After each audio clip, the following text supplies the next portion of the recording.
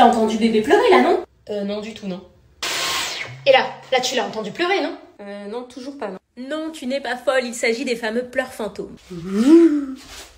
Pardon, revenons à nos moutons. Ces fameux pleurs fantômes, on les entend que bébé soit avec nous ou non. Alors pourquoi avons-nous l'impression d'entendre notre bébé même lorsqu'il n'est pas là? Ce qui se passe concrètement, c'est que notre cerveau change lorsqu'on devient parent. Il nous prépare littéralement à être capable de garder un être humain en vie. Donc notre corps, notre esprit deviennent beaucoup plus réactifs à tous les bruits que l'on pourrait apparenter aux pleurs de bébé. En fait, ce qui se passe, c'est que ces bruits que notre cerveau va comparer aux pleurs de bébé vont activer les mêmes neurones que ceux qui sont activés lorsque notre bébé pleure. C'est d'ailleurs pour ça que tu entends souvent ces pleurs lorsque par exemple tu passes l'aspirateur, que tu prends ta douche ou peut-être que tu écoutes la musique et que d'un coup tu te mets à devoir tout arrêter pour vérifier si t'as entendu bébé pleurer. En fait, ce qui est dingue, c'est que notre cerveau, c'est comme si c'était lui le meilleur ami de bébé, celui qui veut s'assurer de sa survie et du coup, pour protéger bébé, il nous fait croire que tous les bruits qu'on entend, c'est les pleurs de bébé, pour s'assurer qu'on l'entende dans tous les cas.